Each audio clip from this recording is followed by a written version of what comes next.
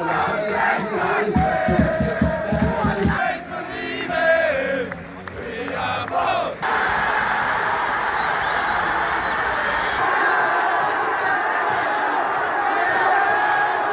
guys, welcome to Irish Footy Vlogs. Myself, Keith Symes and Cian Menton here for another review show. I think we only had 6 games this weekend, 3 in each division, Cian. We'll start off with Dundalk and Bohemians at Oriel Park. 0-0 draw, decent first half. Bows will be happier with it. Dundalk maybe not so much. Yeah, it wasn't a great game, to be honest with you. It was a real lack of quality in the game. I thought, it was just lacking a bit of creativity, which is unusual. But we've seen that now from Dundalk in 2 games where they were lacking a bit of creativity against Harps as well. They couldn't break them down, and it was kind of similar there. Bowles didn't. I think Bowles came for a point, and that's it. They were happy with that, and they got it. Fair enough to them, but I was delighted to see the end of that game, to be honest. Yeah, obviously Bows are definitely in Europe, but I think they've more or less that second place sewn up for them now, isn't it? It keeps Dundalk in the mix though, doesn't it, in fairness, in the European slog, if you like. Yeah, look, there's so many teams now looking for Europe, and look, you don't know what way the cup is going to go, so it's vital for everyone to finish fourth if you can, get into that fourth spot.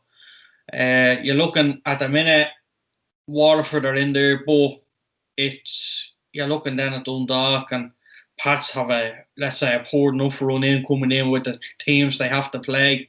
But that's balanced with a few games in hand now as well. Yeah. That's so it's a tough one to predict. Where Dundalk are actually third, but they've 2 games in hand with Waterford and a point ahead. Is it fair to say you think Dundalk will finish third despite having an awful lot of games coming up, seemingly? I don't know. It'll depend. I think if they get 2 wins out of the next couple of games, I'd say that's enough for them to get into Europe. I can't see Waterford winning every game out at the end of the year, but I'd say 2 wins for them, and that could have them in Europe. And look, then the battle is on for fourth. Like we says, it's very important you finish fourth. I think you don't know, with the season being extended, like, players are under contracts and everything, so all this needs to come into effect with, let's say, the cup coming on now, the end of the season. So you don't know. So finishing fourth is important.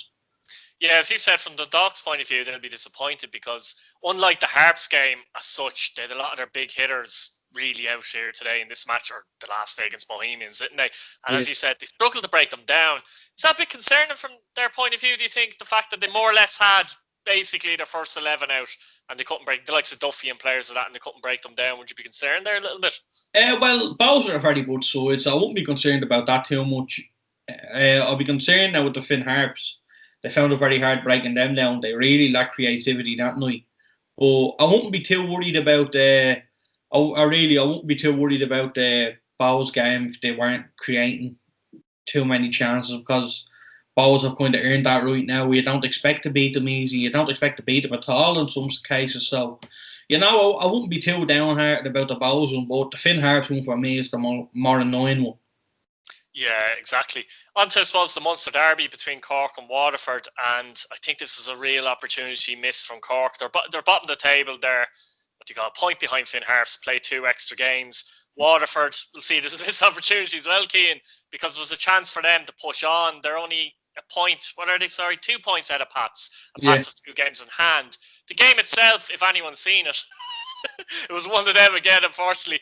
But haven't seen. I tried to watch it. I couldn't see it properly. I ended up seeing highlights. Blah blah blah. Cork should have won this game, really, shouldn't they, Cian? I think a goal disallowed. Do you think that was fair? I think it's a game that both teams thought they were going to win. It really was. It was one of them games. I think Waterford needed to win with Pats on their tails, and Cork needed to win to get them out of shits. But I think, like, that's an opportunity missing. Yes.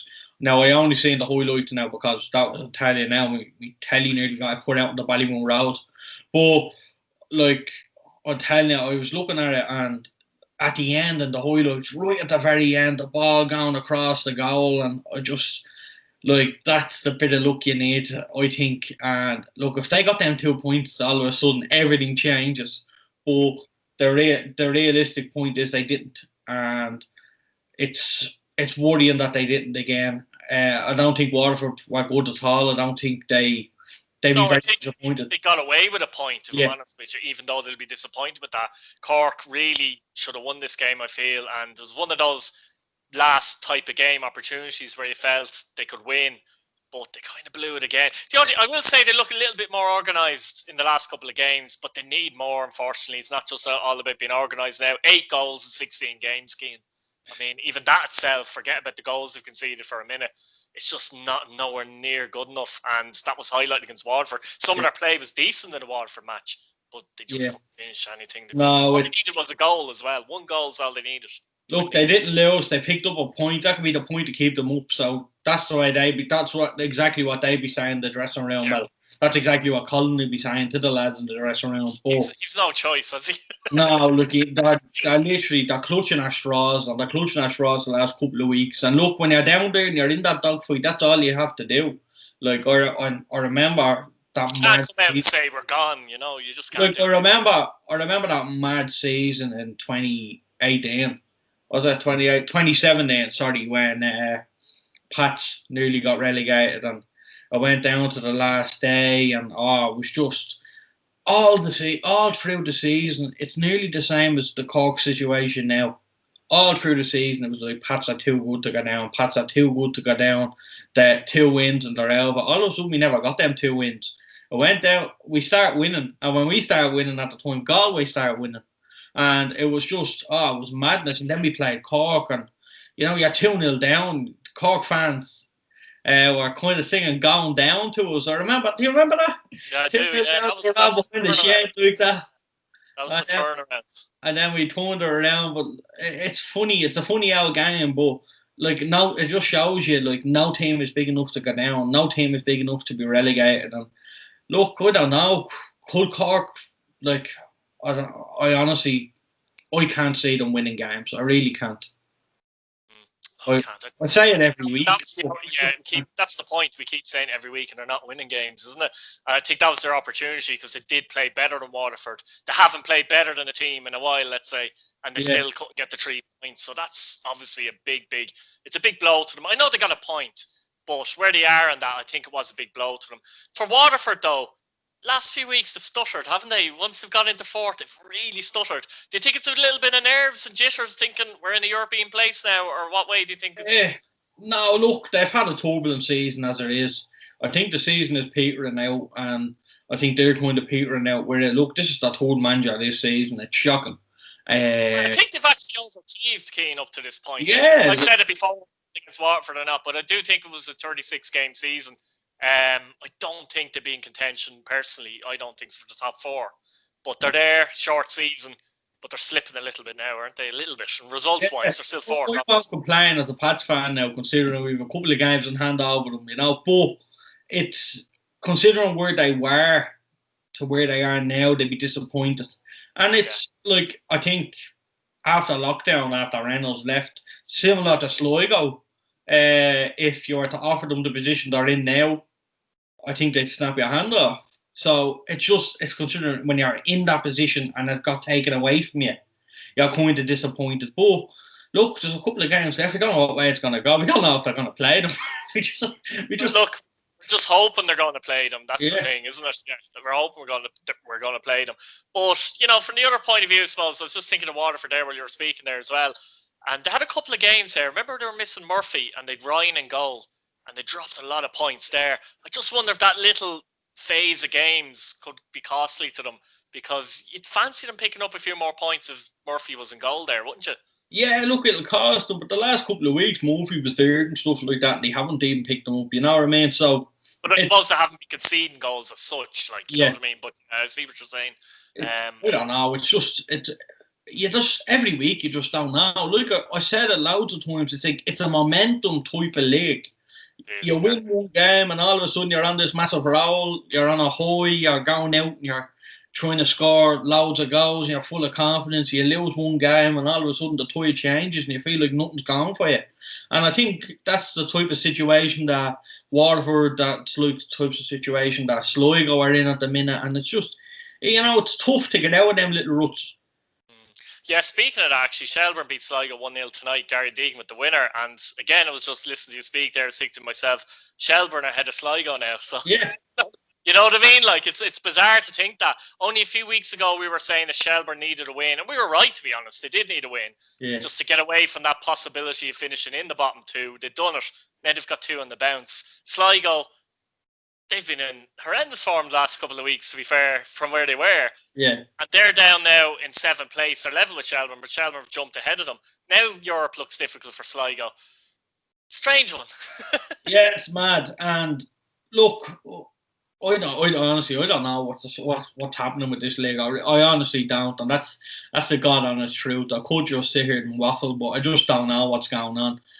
Teams are in awful form, and then you have teams who are, I wouldn't say in great form, but they're ahead of them, like the likes of Pats and stuff like that. They're not in good form, Pats. They've Arcane compared to where they were, because you know, they've got 2 wins on the bounce and they've had 2 draws, haven't they? And 4 clean sheets, isn't it? Yeah. 4 clean sheets, but they don't play for a month. That's what I'm saying. Look, they're not in, like, Pats are 5th in the table. Yeah. And we haven't played for a month.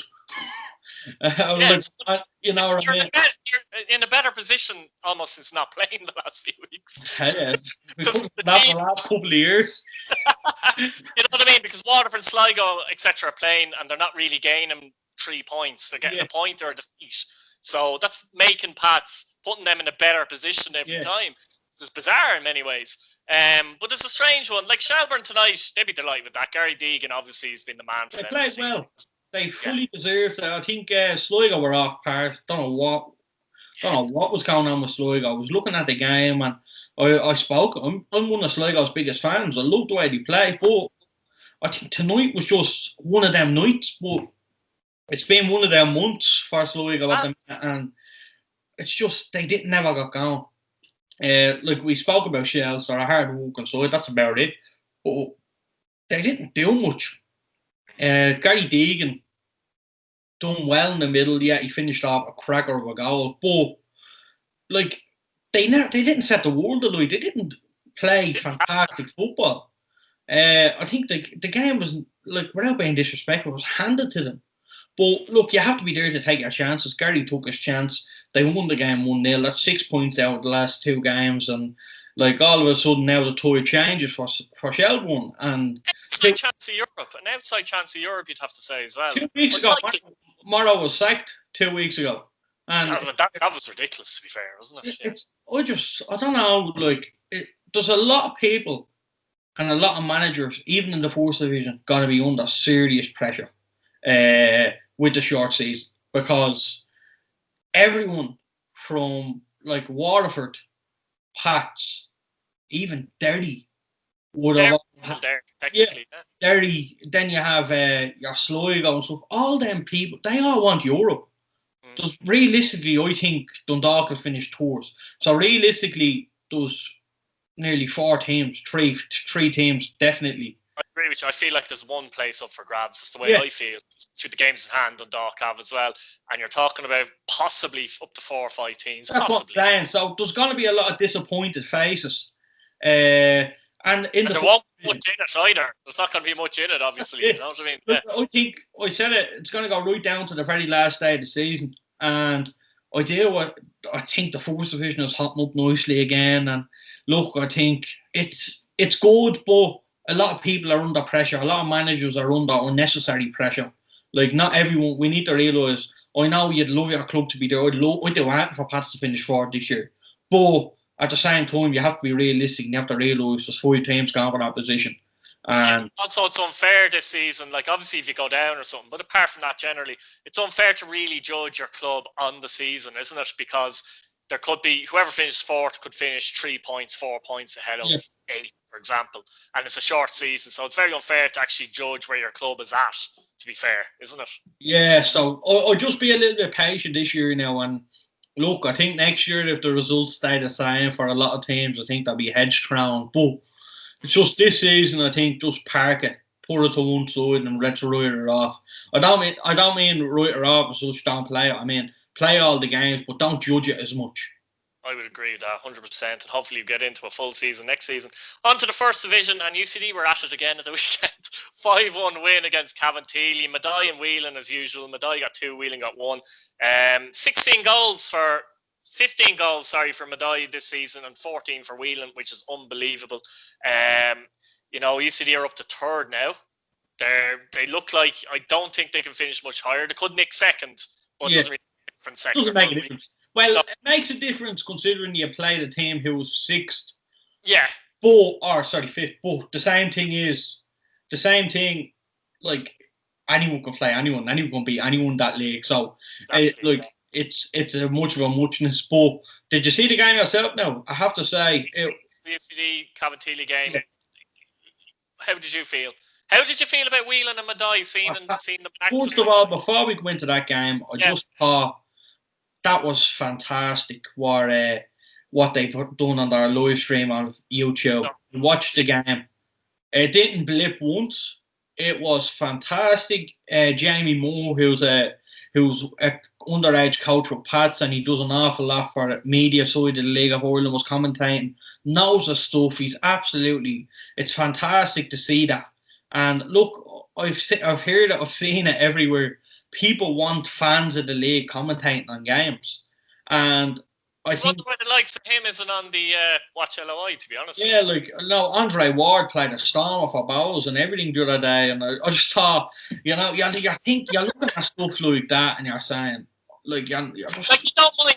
Let's be honest, you don't mind. You can have a slip of a tongue. We do it. Let's be honest, we do it. But when you keep saying it, I mean, come on, guys. Well, honestly, I just thought it didn't blip once. I thought the coverage was great. They replays as well, didn't they? Replays, they different camera angles, they had the lot. But the commentator Jamie, I know Jamie myself, fantastic person, and I've seen all the stuff he's done as well. Obviously, what he's done, the work and all his notes that he prepared for that game, and it's fantastic. And you need to realise this wasn't on Watch LOI, so this isn't I know the clubs are getting the cut out, but nobody paid for this. This was all free. And I just someone at LOI quality, essentially. Yeah, it was even better than that. And I thought it was great, but I really did now. I just had to say that because it's not often people comment on something that happened good. It's all about the bad things. But I honestly really did. I thought it was great. First half was an even game. Could have went both ways at half time. I really could have. There was nothing between the sides. Nothing. And then I don't know what happened second half. I think it was just madness in the second half. That's the only way I can describe it. Literally, the floodgates was open for UCD. They were just devastating on the counter. The speed of the two lads up front. They really are. They're just so quick. So, watching them there now that you've seen them kind of live as such, do you think they're capable of playing for a decent team in the Premier Division, both strikers? I think nearly. Look, I don't think there's a huge gulfing class. I would say if you were to take Bowles, Rovers and Dundalk out of the equation, I would say Drogheda players could play, UCD players could play in nearly every other team in the league. I don't think there's that much of a difference. But there's no question they can play, and look, I think they've scored an awful lot of goals in the team that supplied them. That's what it's all about, really. It's all about getting the supply to them, and for UCD are doing that, and that now they're reaping the rewards. But I don't know what happened with Cavantilli. Literally, it's happened them though, doesn't it? I obviously didn't see this particular game, but I've seen them in a lot of games. And often when they concede a goal, the floodgates do open. I don't know what it is. No, these floodgates, these were open and they weren't closing. And you need to realise. I know Pat Devlin knows the stuff, and Eddie knows the stuff, and Graham and all the coaches. But it's kind of when they're losing 3-1. Actually, we lose 5. What's the difference? That's kind of what it looks like, and your personal pride here. I know they wouldn't have a lot of fans. It's not only that, Kane. You need to see like that. You need to batten down the hatches maybe for 5-10 minutes at least, and get yourself settled again, and organised and relaxed if you can. But you're right though. I've seen them play Drogheda and that, and they concede 3 goals in 15 minutes. It's a thing they do, isn't it? Now I'm telling you, UCD missed some sitters. And like as well, and it was still 5. Like they missed some sitters, and I was looking at Kevin Taylor. They're dangerous on the attack, but like it's all well and good being dangerous on the attack if you can't sour up at the back. And I don't know what happened to them. It was just I couldn't believe what I was watching because at 0-0 it was. Because it seemed like the backline at times watching them play to get exposed though.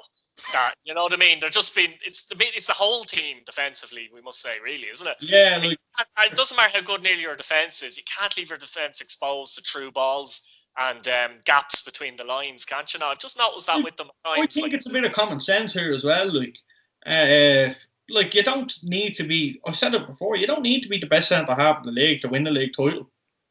You don't need to have the best back four. You don't need to have the best team to get results here.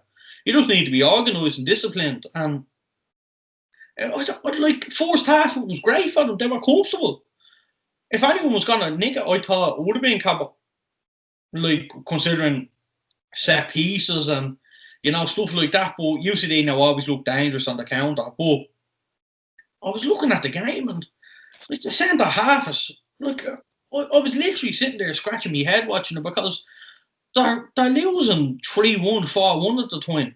And the centre halves are on. I know you're 3-1 down, you want to go for the game, but they're on the halfway line.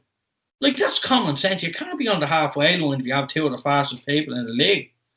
And strikers as well, because as we said before, a lot of teams do. I know they play one up front and wingers, but UCD literally play the two up top, and there's other players back as well. Your Kerrigans and your Bishops and players like that as well. So it's not just all about the two up top. They can come at you literally in waves. And Cavan Thiele sounds like to me, and I've seen them play a few times. They gave them that invitation basically. I don't know. I was annoyed looking at it now. To be honest, I really was, and like you can probably tell that.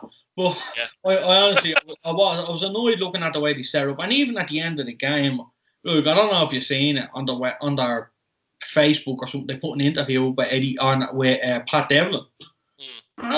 He looked like the most uninterested manager after the game. I know you lose 5-1. I know you don't want to talk about it as much, but like at least give like a couple. I know they have only a couple of supporters, but at least give them something like. I've noticed that Devlin in recent weeks, though. I don't know what it is, but I don't know. Strange one, all right, isn't it? Look, we don't know. That just annoyed me. I don't know why. It just really did. Poor Keane. Moving on to Shamrock Rovers B and Athlone Town. Good win for Shamrock Rovers B. Very strong team out, to be fair. I think Sean Kavanagh, in fact, played in this match as well, didn't he? Alua with 2, Kavanagh with another one. I think that's his 11th goal of the season, by the way. That puts Rovers a point behind Athlone. Do you think Athlone would be too bothered, though, to be honest? No, I don't think so. I actually picked Rovers to win this. I feel like Rovers just have that bit of quality about them. I don't think like Athlone have the discipline, they have the organisation in some games, but I just felt Rovers have that little spark with Kavanagh off the right or coming in, cutting in the middle. Then you have obviously Sean Kavanagh, who probably plays for everyone in the league, playing left full for them. You have to wonder like. Dane Williams. Now they've serious players in that. Yeah, exactly. Yeah, it's probably one of their strongest teams that they put out this season. Obviously, they didn't have scales, but in general, like Athlone are going to struggle against a team like that. In fairness, aren't they? You would think. Yeah, it's just the creativity. I just knew they had that little bit of spark and they had the neck. Like I seen the highlights, they were just forced to everything. They were these runs, third man runs, stuff like that was really, really good. And the work Eden Price was down there is fantastic. And look, a lot of them players now could easily play in the first division at least. Exactly, yeah. Forward teams. Yeah. Look, I don't think anyone in that B side is probably going to be at Rovers next year. They might loan them out to other teams, but I don't even know. I don't think the B side will be there anyway. But I think it'll be good to see some of the players coming in, like the likes of your Lewis, your Brandon Kavanagh, even Sean Kavanagh. Like he could be a fantastic addition to any side. I think they'll hold on to him. I think he's just getting back to full fitness. But I think so, yeah. Sean there, your Lewis, Dean Williams is going to be held on to. They're going to mind him. He'll be in with the force. Just pick up a point there, Keane. They'd have Sean Kavanagh as a left back, Lafferty and Ferrugia technically because they play wing back. That's ridiculous. Yeah, look, the You would squad think that, one of them might actually have to go, maybe, if they're going to continue with that system of playing the wing backs. look, And I said it before, the recruitment has been exceptional. The quality of players that they're bringing in, they're not.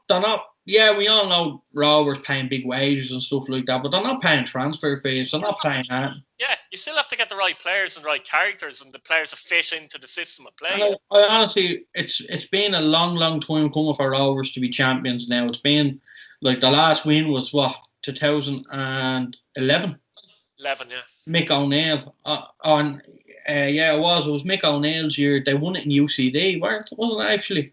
Dane Kelly scored in UCD. Roland Finn would be the only surviving member as such, and he left and came back. Isn't that right? Alan Manus as well, wasn't it? Manus, you're right. Manus was the goalkeeper too. Yeah. Well, I remember now. I think they won it. They won it in UCD. That was actually a match season when we were on that. I remember the game actually. It was pissing rain. They were due to play somebody on the weekend. All the games were building up because they were in Europe, and they had to play, I think, 2 games in 3 or 4 days. It was madness the way it was. I think they had to play on a Wednesday and a Friday just to get the league done. That's something that popped into my head. But it didn't matter. They already won it in UCD. But that was something. And I think that could be something that's going to happen to, let's say, Dundalk and stuff like that. They're going to have to get games done. Yeah. But no, I think anyone in that Shamrock Rovers team, the B-side that have been recruited by the underage coaches, have been recruited well. They've got the right caliber player. Look, they all can't play with Shamrock Rovers. They'd all probably grow up in dreams. A lot of people dream of playing with Rovers. Well, have you noticed with them though? They all play the same style pretty much that the first team plays. So obviously, right ranks, it's all been played the way they want to play the game. So it's all suiting. I played. I'm a Belvo, and we played Rovers under 12s who actually play under 13s, the league up or the year up. And like, I'm not joking you, the goalkeeper plays like a centre midfielder. He is unbelievable. Literally, you're playing against 12 men because that goalkeeper is just realistic. He's just so good. He literally sits about 20 yards out of the box, like, and just plays football. You're never going to get the ball out, but it just shows you from an early age they're learning how to play the right way. And look, they're building something really, really powerful. And look, I fear as a Pats fan that they're going to be at the top for a very long time because they're doing everything right. But like I said, it's not happened overnight. No. And there's the fan base as well, of course, as well. Moving on to Longford and Cove, and this was the last hurrah for Longford, wasn't it? A 1-0 defeat at home to Cove. Very strange last few weeks for Longford. Cove have a habit of going to the big teams and nicking a 1-0 win, and that man Ian Turner done it again, Gain. I don't know Ian Turner. He was like, any time I see Ian Turner, I just think back at that penalty we missed in. I think back at that penalty we missed in Derry in the cup. Yeah. Well, honestly, he's still fair though, but maybe he's a level. Like, let's be honest. I remember him at Pats, and do you know, actually speaking of that penalty, do you know the reason he took that penalty? In the last round of cup we played in Chicago. Remember that, yeah. And he was actually lining up to take the penalty. He had it on the spot and all, right? Yeah. And his number got held up on the board to be taken off, right? Yeah. He was actually stepping up to take the penalty. It's weird, isn't it? And against Chicago, though. Yeah. I do remember that match, but I don't remember that incident for some reason. Anyway, he actually got taken off. It could have been against someone else in the cup now. I could be wrong. But he put the penalty down to take it. And Conor Bunga subbed on. He ran on and just took it. But honestly, I thought that's why then when we got a penalty, we took it. If P didn't take him off then. But he's under the chase since he went there. There's no question about it. He hasn't done anything down at Cove. He really hasn't. I know he's popped up with a couple of goals now, but look, this is a Premier Division quality player. This is a player that played for Cork and at the very top when they were playing at the top, and he hasn't. He should be banging goals in every week. but he hasn't been. But he's popping up with some really important ones. Look, Cole fans won't care if he pops up with only one goal and I gets them into the playoffs. I gets them up. So who knows? I mean, what's interesting about it, Keane, because you have to touch on this a little bit, is the fact that obviously Longford are fourth and 29 points. Cabinteely are 2 points ahead of Cove, right? But that's the extra 2 points they got from the Wexford, Yeah. so to speak. Cove would be level with them and ahead of goal difference. This could get a bit messy, couldn't it? I personally think it's going to get messy. Look, I strongly believe, and I'm led to believe that Wexford have had absolutely no fault in this at all. They've been told by a governing body to play this player that he's eligible to play. He's eligible, to play. So, like, if you're being told that, I can't see why the points could be gone or why. So, look, I fully respect that with Wexford. Look, I think the points, Wexford don't care about the points. They really don't. Points don't matter to Wexford. It's the point, not the points. Yeah, it's the other teams that are going to gain from it. Not only that, it's the fine as well that Wexford. I don't know what way it's going to pan out now. I really don't know the ins and outs of it as such. But from what I'm seeing is, I can't see how Wexford is going to be punished for this, because if you're told by your boss to go home, and you go home at 2:00, and all of a sudden someone else rings and says, "Why are you gone home?" It's the same thing, really. And I honestly think it's, I don't know, it's just a messy situation. But like, they released a very strong statement as well, as you say, Wexford, and they stated that as well, that they were told that they could play the players, so they don't see what the issue is.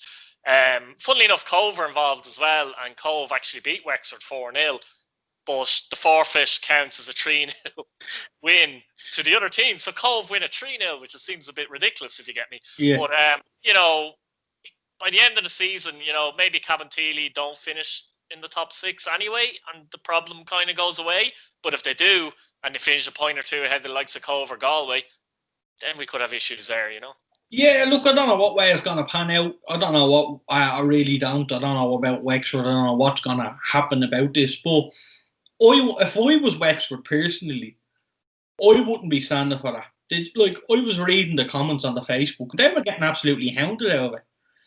Calling them cowboys and calling them, I don't know what you were calling them, but without knowing details, of course, as well. Calling them all the names under the sun. And I really, our clubs in this day and age now are too careful. They really are. And I think as well, after that 2000 or 2001, 2002 season with Pats, I think a lot of clubs stepped up their game a little bit, and I think it was a lesson to everybody. But I think in this day and age, all their clubs in this league are run professionally. And they're hard walking down there in Wexford. I know as you said, they got to go ahead. I mean, if you couldn't go ahead for anything, exactly. What do? You go ahead. Yeah. You know what I mean? Knock down that house. All right, fair enough. We'll knock it down now. Whatever. Now, personally, I don't know how true that is, but that's what I was told. I don't know whether it's should coming, or I don't know whether it's really true. But if somebody tells me, I'm just going by the actual statement. Yeah. And I don't see any reason why they would lie, because, as you say, the points doesn't matter, if you get me. So they stand to lose nothing, essentially, when it comes to the points. You know what I mean? Yeah. But if you feel like you're being done wrong and you're not guilty, regardless of anything, you want to defend yourself big time, and you want to make sure. I think they will. I think they will. Yeah. Nobody in Wexford should be called an unprofessional, should be called this and that because of this. I really don't think it's the fault of anyone at Wexford FC. I just have that gut feeling, because clubs are too careful now. I know the work that's put on down in Wexford. I know their quality. I know the hard work. I know the dedication and the effort that's put into every single employee of Wexford. And let's be honest, a lot of them are probably volunteers. Yeah. But at the same time, I can't see them letting that slip. So I wouldn't. They know, as you say, in this day and age, if you play an ineligible player, you know you're not going to get away with it. Let's be honest. No chance of getting away with it. So why would you risk it, in all honesty? Yeah, it's not the points. They don't care about the points. It's why risk it because it's a fine. And yeah, like I think if any club got, I don't know how much the fine is now. I really don't. I would say it'd be a hefty fine for fielding an eligible player. I can't see it. I can't see it. Let's say being. I can't see it being €200-300. I'd say it'd be an awful lot higher than that. But if any club in this league, apart from the top 3 or 4, yeah, exactly, got a bill of, I don't know what it could be. Let's say for example £5,000. I don't know. But if any team got a bill for that, they find it very hard to pay it in this situation. Now, Wexford in the best of times in the Premier Division, if they got a bill of that money, let's say. I mean, as well, they know if they, say, take a chance or something like that, that they're risking a fine. And as you say, a small club like Wexford, there's no way to do that. There's no way to risk some fine. Like, you know what I mean? Now, I would say, now, I'm not sure if it was confirmed you were going to get a fine or anything like it. But not sure either. What I'm saying is, I presume there's going to have to be a fine issued. Like, if they're going to be caught, like, giving them points is not going to do anything for Wexford. So what I'm saying is, I presume there will be a fine in place. I don't know how much, I don't know how little or how big the fine is going to be. But I honestly, I don't think you're going to hear the last of this for a while. Yeah, and I suppose before we go, the question is as well, you know, are those points going to stand by the end of the season? We don't know either. Like, that's going to be an interesting debate. I think personally, it all depends. Like, we obviously, I don't know whether this is being sorted or not. I really don't. I feel it isn't. I feel like it isn't. Like, we're probably talking about this now and it's probably sorted and everything. I don't know.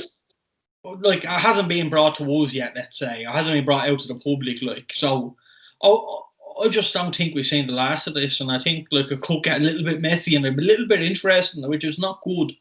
Particularly if Cabinteely do hang on to the playoff places, you know? I don't think they will. That's the other side of it, yeah. Anyway, guys, leave it there. Like, subscribe, and hit your bell notification button so you don't miss a video. Cheers, Keane, as always. Thanks very much. Good.